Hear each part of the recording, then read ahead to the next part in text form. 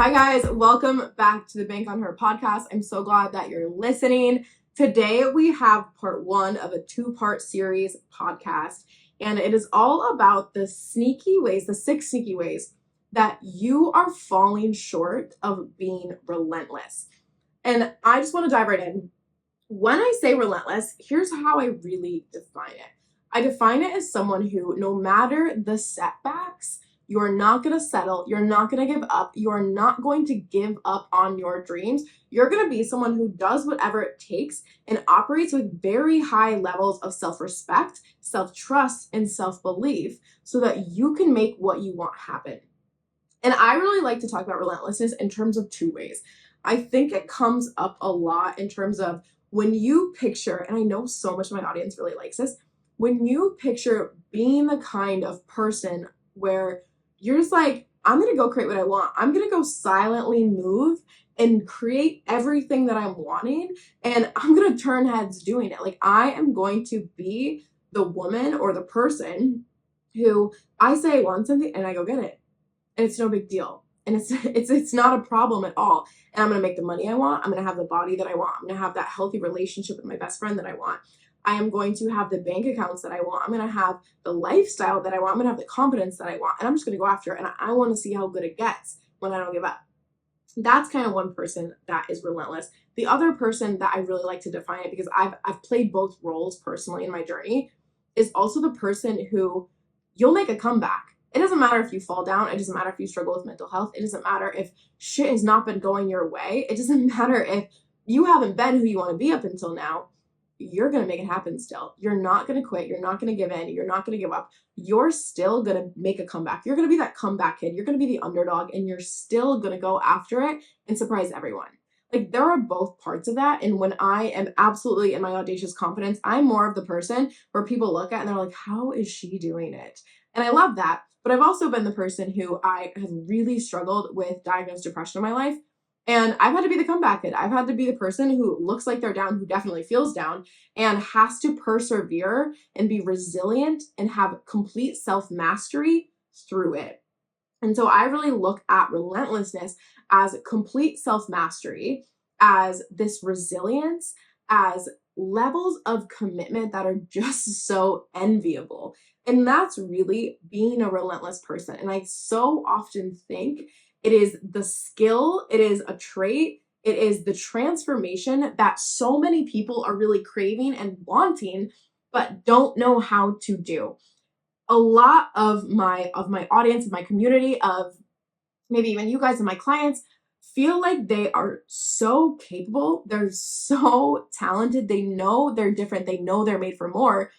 But they also have these narratives of like, maybe I'm just not that disciplined, or maybe I can't do it, or I'm a reactive person. And they just have these narratives about themselves that keep them from being relentless. And that doesn't have to be the case. I actually think anyone can tap into relentlessness. And I think it's not so much about hard work or hustle or force or discipline, although that might be going on. I think it's so much more about when you are operating from your inner power with that self-belief, self-trust, self-respect. That's when you're able to tap into a level of relentlessness, because you are operating with an integrity of who you're meant to be. And it's not just hustle, it's showing up for yourself every day, even when it's hard, even when it's uncomfortable, even when you don't really want to do it. And it's that self-mastery, that emotional regulation, that very intentional action and commitment to your long-term goals, to who you want to be, to your desires, and where you know you're going. That is relentlessness. And when we think about why we maybe aren't tapped into that level of commitment and just being that kind of like machine who makes it happen for themselves, there's very apparent reasons. Like, you might not believe that you can do it, and you're lacking emotional regulation for it, and you are emotionally, or have your nervous system all dysregulated. You're lacking the self-trust or the self-worth, or you struggle to keep your word to yourself. Like, those are the very kind of like direct, obvious reasons that are going to be sitting in front of you. But there's also these 6 very sneaky behaviors that I have found in myself and also in my clients that have kept them from really tapping into the level of relentlessness that they want, that is needed to really succeed and achieve outside your comfort zone, outside your old identity, and outside the norm of what you've probably seen around you. The first one that we're going to talk about today, we're going to talk about 3, is settling. Settling is often talked about, this idea of like, oh, I'm just accepting less than what I truly deserve or desire. And yeah, that one's a little obvious, but I think the way that I actually find settling to be a much more interesting conversation is when we talk about it in terms of how are your actions speaking volumes to the ways that you're settling. And a really good example that I've talked about in the past podcast, I think it's episode 50, maybe 51, it's around there, is that you'll decide you want something, but then the amount of time between when you decide you want it and actually doing something about it is really big. And in all that time, you've been settling. You've been actually negotiating and questioning with, can I do this? Can I actually go after it? What if, is this really what I want? Like, all of that is very sneaky forms of settling. It's little things like saying it's fine or I'm fine when you're not. It is lowering your goals. So let's say you want to make, I don't know, $20,000 a month. And you're like, well, I'm actually just going to set it for like 15 right now. And the only reason you actually did that, if we dig in, is because you don't believe 20 is possible. That's settling. Or you might not be speaking up in your relationship as much as you want. All of those things, settling. Settling often comes from this fear that we will try and fail, or that we're not good enough, or it's a self-worth problem. So that's usually what's going on there. And the language of settling is usually good enough. I hear this a lot from women specifically, where they're like, I should just be more grateful for what I have. Like, it's already good. I should just be more grateful for it. Or they'll talk about their relationship and they'll say a problem that they have with maybe their partner or their relationship, but they'll then be like, but he's really good about this. Like, he's really good in this area. I'll hear people say, maybe I'm wanting too much. I'm not sure that I'm ready for more, or like, can I even handle more? I worry that I can't actually handle more. So you'll settle for where you're at from that fear. Or maybe I don't have the capacity to handle this, or maybe I'm just not cut out for as much as I think. Or I, you're wanting more, but you're afraid to actually go after it. All of those things are settling. And I actually find settling is one of the forms that has come up the most for me in my journey, where I think I'm really pushing myself. I think I'm really doing it, but then I'm settling. And the way that I'll find this come up is that I'll set internal timelines for how long I think something will take. And my most recent example of this is that I was like, okay, and I'm not a runner. I don't run. I don't do it. And so I was like, you know what? I'm going to push myself. I really want to push myself. And I'm going to run a 5K in 6 weeks. I thought like, okay, yeah, you're pushing yourself. You're doing something new, right? And then I had a conversation with someone. They were like, oh, why don't you just do it in a week? It was actually my coach that said it. She was like, go do that in a week instead. And so I was like, okay. The first day of me trying to go run a 5K, I did it. And I was like, whoa, you were going to do this over 6 weeks and you did it in one attempt. That timeline came from a place of fearing that I couldn't do it shorter. And that's settling versus pushing myself, not just pushing myself to run, but pushing myself like, you can do more, you can do more, you can do more. And not from this place of neglecting your well-being. I could run just fine. It was more about the mental fears and pushing myself mentally. I'm not talking about the physical side, mentally. So the problem is not really why we're settling. Just name it. It's like you don't believe you can do more, or you're worried if you're worthy of more. But the problem that we really need to get on is catching where we're doing it.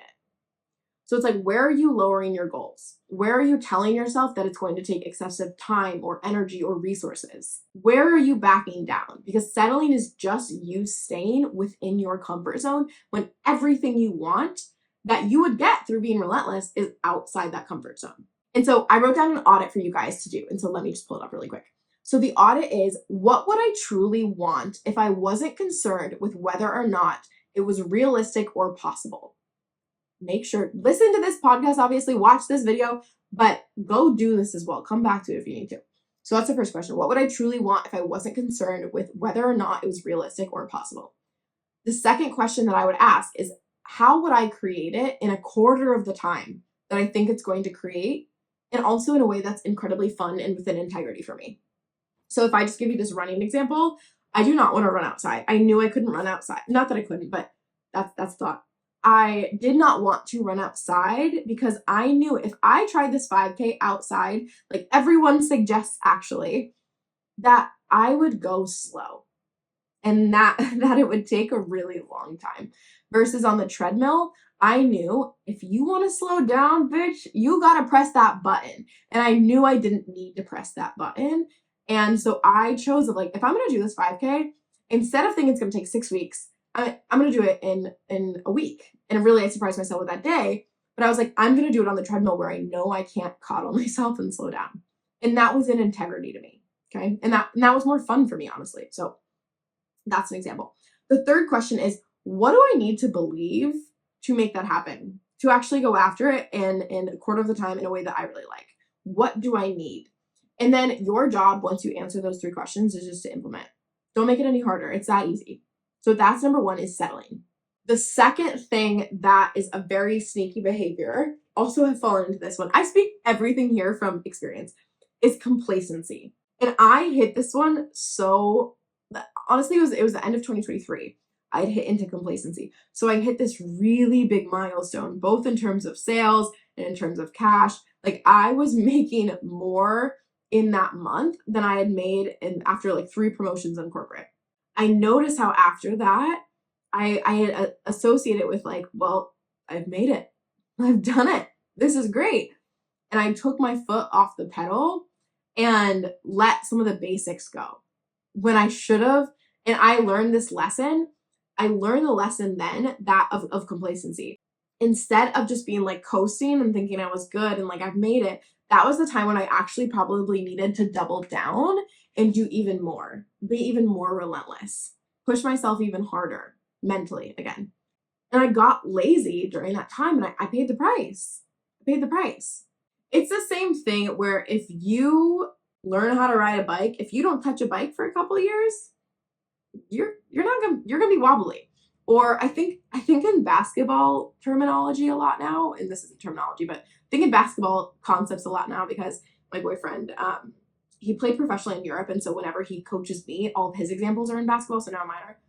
If you are shooting free throws, right? You're shooting them, you're gonna get really good. When you watch the NBA, they make them all the time.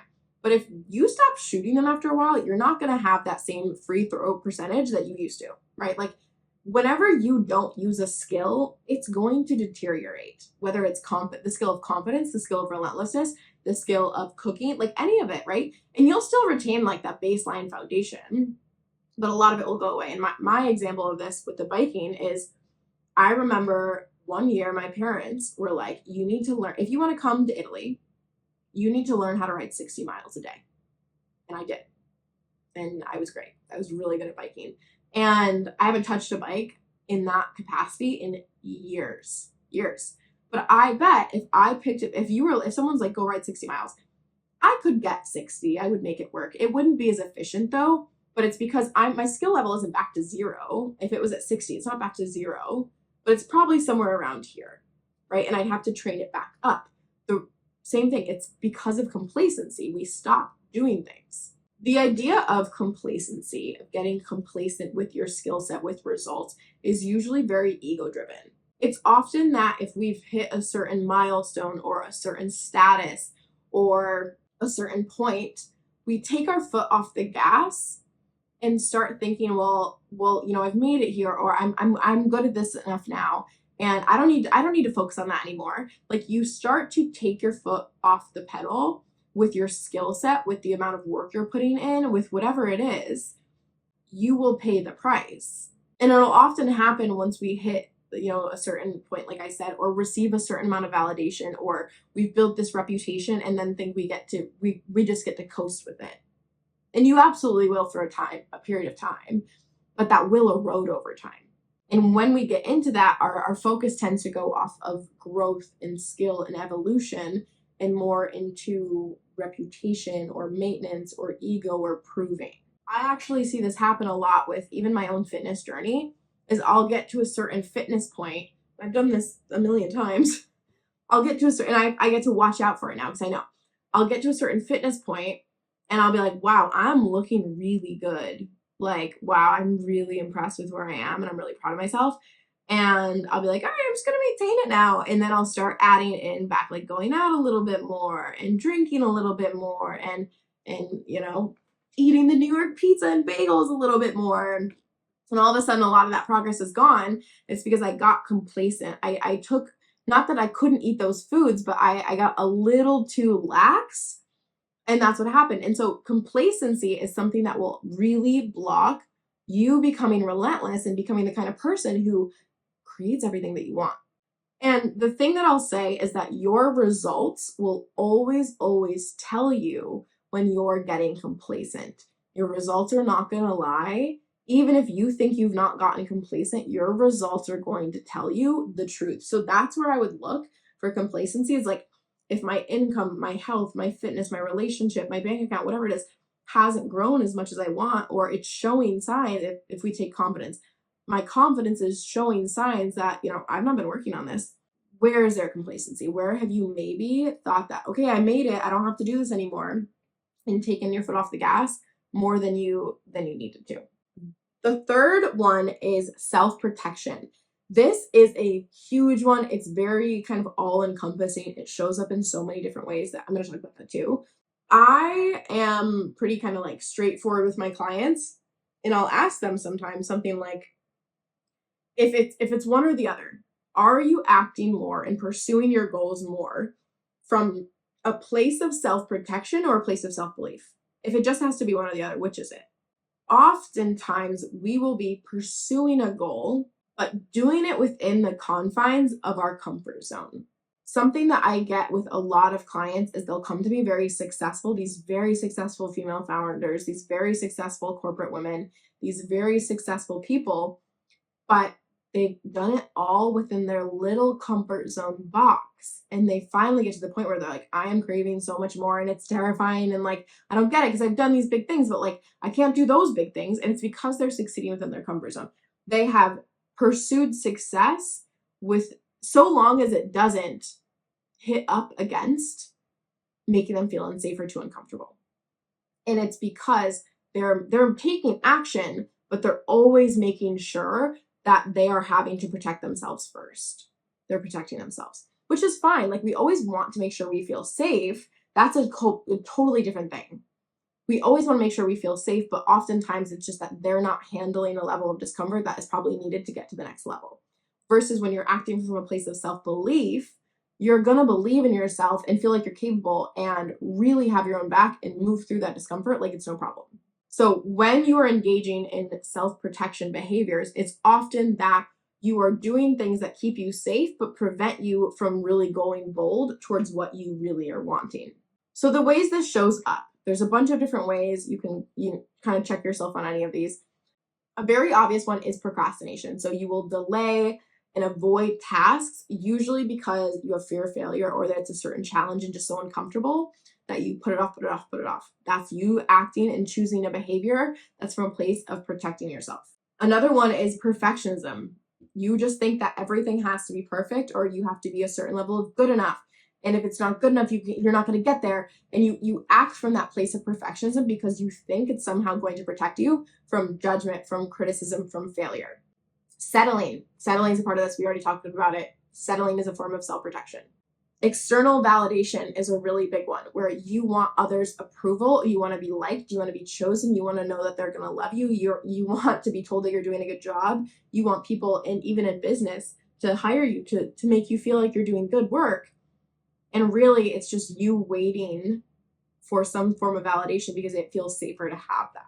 Another one is playing small, playing within your comfort zone, kind of like I talked about.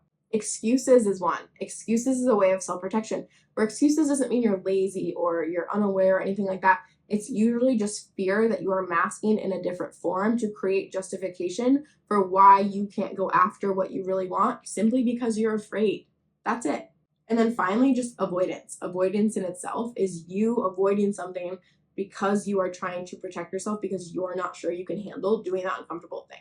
When you are acting out of self-protection, it is often because you are not bolstering up your self-belief enough, your self-trust, your self-respect, that relentlessness. So you end up operating more from a place of staying within your comfort zone rather than really being committed to creating what you want and working through the regulation needed to make it happen. So if you have any of these first three, and the next three are going to come in the next episode, it doesn't make you bad. It doesn't mean you're lazy. It doesn't mean you're never going to hit your goals. Don't jump to shame on that. It's a complete waste of time. Instead, just use this to check yourself, check your behavior, and be like, oh, okay, this is probably a reason why I'm not getting further. This is probably a reason that I'm not further in my goals, or I'm stagnating. And again, people do this all the time. It happens all the time. It's really not that big of a deal. It's just about auditing yourself and then changing that behavior. So rather than get defeated by it, look at where can I actually evolve here. If you love this episode, make sure to tune in for the next episode, because we're going to go through 3 more things that are honestly, I think, even more sneaky and people miss all the time. So go through that. And then on September 16th, I have an offer that is coming that is literally going to solve all of these. We officially kick it off September 27th. I've not yet announced what it is. We already have some people in, which is really exciting. If you are wanting to really up-level how committed you are, how much you respect yourself, how regulated you are, how easily you can go after and pursue your goals without being quick to quit, make sure you watch for September 16th and what is coming and being announced then. Thank you for listening, though. I absolutely love it. I love to hear what you guys have to think about it. So if you have thoughts, come DM me. If you have questions, come DM me on Instagram. And I would love, love, love if you could leave a review either on YouTube or where you listen to this podcast. It means so much. It does a lot for my business. So thank you, and I'll catch you in the next episode.